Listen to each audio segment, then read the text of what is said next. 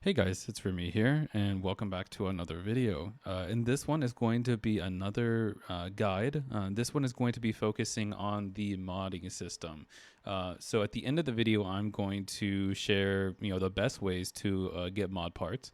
And then right now, starting out, I'm going to be going over generally the best mods you can use for each class and weapon type.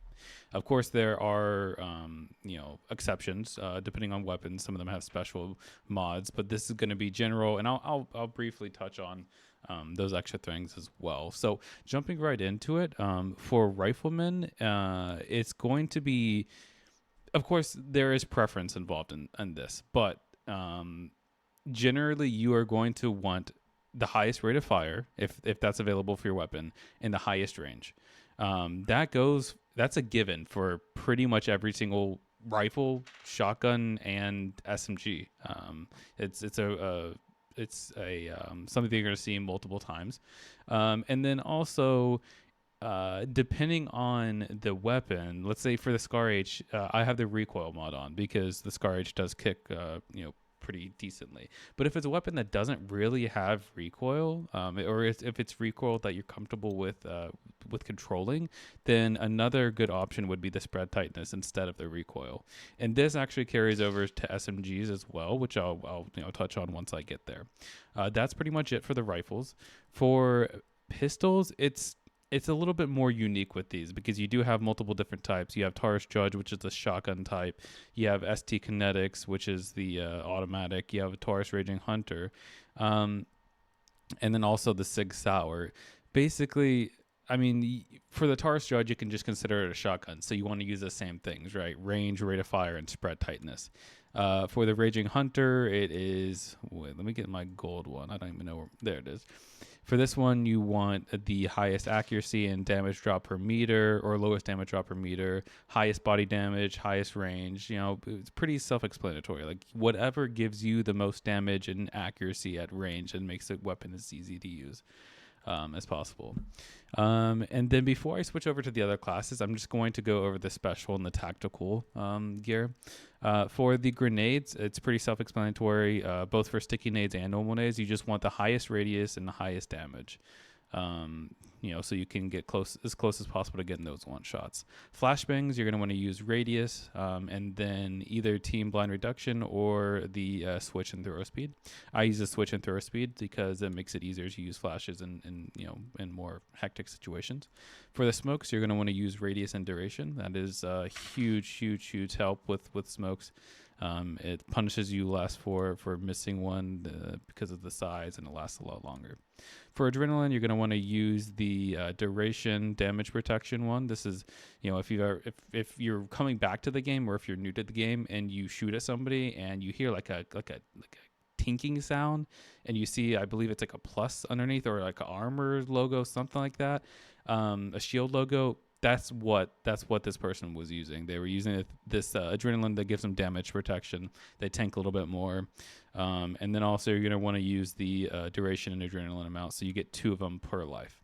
For ammo supply, it doesn't really matter. Ammo kit, pack, whatever. It can be whatever since it's not even that necessary for PvE or for PvP, excuse me.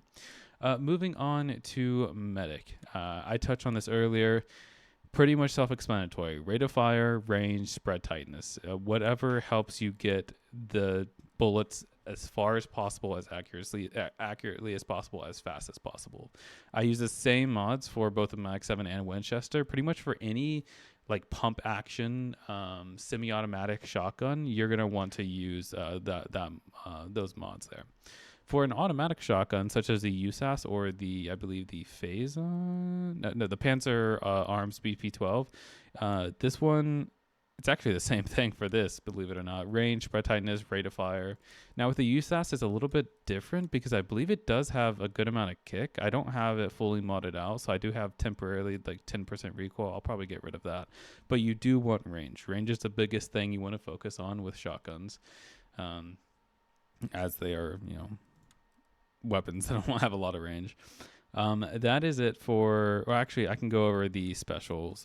So the armor kit or the health kit, medkit. You want the distance, so that way if your teammate, you're like stuck in a corner, your teammate's far away, you can still heal them, without exposing yourself. And then you just want to, it just depends on what you want. I mean, you can go for the faster restoration but slower recharge. But I personally think that this is just fine. You don't heal them as fast, but, you don't have to wait as long to recharge the amount, the health. For the defibs, you're going to want to have distance for the same reason I mentioned for the medkit. And then you're also going to want the resurrect duration and the hit duration to be decreased as well. Some people also maybe use the extra health one. I don't think that's as useful because getting the quick revives in tight situations is pretty vital. Gas grenade, pretty much the same thing as normal grenades. You just want the highest range, highest radius, and the highest damage as possible. Moving on to engineer, it's like I mentioned with the rifles. You want if the weapon, SMGs usually don't have that much recoil, but like situationally, if let's say for the Scorpion, I actually have the recoil mod on it. Because I don't want to have to worry about that. And then I have range and rate of fire. But with this, I think I mentioned it in my last video. I actually have the grip that decreases or increases accuracy and decreases the maximum spread. So some people flip those around. Some people use the grip that decreases recoil, and then they use the mod that decreases spread tightness. It's totally up to you. Those are pretty much interchangeable, but I feel like the grip that increases spread tightness is just fine.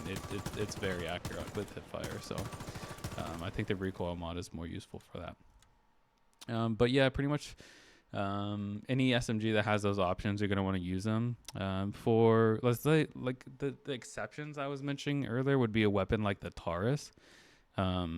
This one, I mean, you can do range, recoil, and then clip size since it doesn't have a whole lot of ammo in a clip to start out. You want to stay away from that mod. That's not good. But yeah, I mean, with SMGs and shotguns, you always want to do range, and then the rest of them can be like interchanged depending on like any special scenarios like this.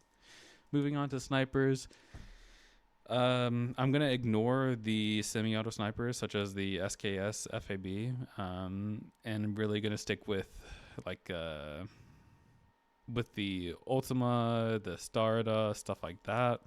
And this is pretty much going to stay the same for all the snipers as well. You're going to want the highest rate of fire, the highest or the fastest ADS speed. That can be kind of interchanged with, well, depending on the weapon. Sometimes you have to, choose ADS speed over rate of fire. It's just whatever. But I do think ADS speed is the most important mod for snipers. And then move stability. That can be interchanged with spread tightness if you don't mind this way. But move stability basically makes your scope perfectly steady. Like you don't have to worry about anything like that. So it makes a much smoother experience. For something like the Astarta, I have rate of fire, which I do actually want to replace with ADS speed, because I do think that getting scoped in faster is more important. And then I have this rate of fire mod, and then move stability. This one has some other other mods, like this one, switch speed and move stability. I don't know. I don't mess with those. These are the ones I use for the Astarta. But it's pretty much the same, like for any bolt action sniper, like the Sabati STR. You want to ADS as fast as possible. You want to shoot as often as possible, and you want your scope to be as steady as possible. And of course, sniper has no special kits. And I forgot to touch on the NG kit. Same thing, more distance, faster restoration. That's it. That's pretty much it. As for what I think is the best, of course, like I said, there are, situational differences depending on the weapons. If you do have any questions regarding that, like if there's a weapon you're specifically looking at and you want to know what I think is the best, then you can leave a comment below and I'll try to touch on that. But with all that out of the way, just quickly touching on mod parts and, the best way to get them.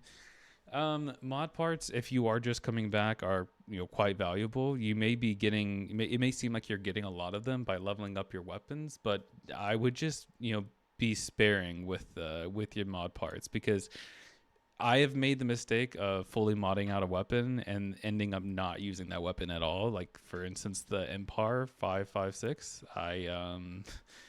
I don't even know why I modded this out, but I regret it because that's like 12,000, 13,000 mod parts down the drain. I don't even know how much it was. I don't know. But yeah, so just make sure you are really planning on using that weapon for a long time before you spend the mod parts on it, because you can, as of now, you can't refund it. You can't undo it. Um, so that's the first thing. Second thing, mastery booster. You can get multiple kinds of mastery boosters. So first of all, it's just this temporary one that you would find in the VIP section. You can get that from doing contracts. It's this one right here, Weapon Master. I don't even have it activated right now, but you're going to want to activate that. It's pretty easy to get, and it lasts for 3 days. Very valuable. You get 50% more weapon XP whenever you play with it. The other mastery booster is found in, let me see, I have to find a weapon that I don't have maxed out. Let's say the STK. You would go to mastery, and then you see that percentage right there. Right now it's 0% because I don't have any mastery boosts, but this can be bought with Warface dollars. So you just click on the boost there, and then you can buy, let's say if it's 4,000, and then that price does keep going up. So it does get rather expensive. I wouldn't recommend going beyond like 35 to 40% boost that you buy. But if you combine that and the mastery booster, then you can level up your guns pretty quickly. The other way to get mod parts is just by playing the game. You can also do contracts. You have this one here for 400 parts. You can do this every 3 days, I believe. Pretty easy to do, and it adds up quickly. You can also get them from events. There's not an event in the game right now, but once there is one, you would see it up here in this tab, and then that's pretty self-explanatory. You can play the event and then spend the coins on mod parts in the shop. Other way, ranked. You can play ranked and level up your PvP grade. This is pretty solid. I mean, each time you level up, you get 200, 200, 200, and it keeps increasing. 300, 300, 300, 300, and then all the way up to, I believe, level 25? No, 20. So that's a lot of mod parts you can get here just by playing ranked. But probably the best way to do it is to play PvE. They have a season store. Playing the games, I would recommend doing special operations. Everything else is kind of a waste of time. But just doing these 4 top special operations that rotate every week, or every update, I believe. I don't know if it's every week. No, it is every week. I recommend doing these and making sure that you have Crown Booster as well. This is the same thing. You can buy it with Warface dollars. You can also buy it with credits here. For each Spec Ops, you can use up to 4,000 Crown Boost, I believe. So you just want to make sure you have at least 4,000 balance right here before you play the Spec Ops. And if you play it on hard, you can get a lot of levels. And once you level up your PvE grade, you can see I'm grade 61. You go to Season Store, and then you can buy mod parts here. And they rack up very, very quickly. So that's a very easy way to get them. And that's pretty much it. Other than leveling up your weapons. Whenever you level up your weapons, you can get mod parts, but you don't get that much. And that will just come with you playing, pretty much. I don't think I'm missing anything else. That's pretty much it. I mean, that's the modding system right now. So if you have any questions, of course, again, just drop them down below in the comments, and I'll do my best to answer them. I hope this video was helpful for any new players or any returning players who quit before the mod system was a part of the game.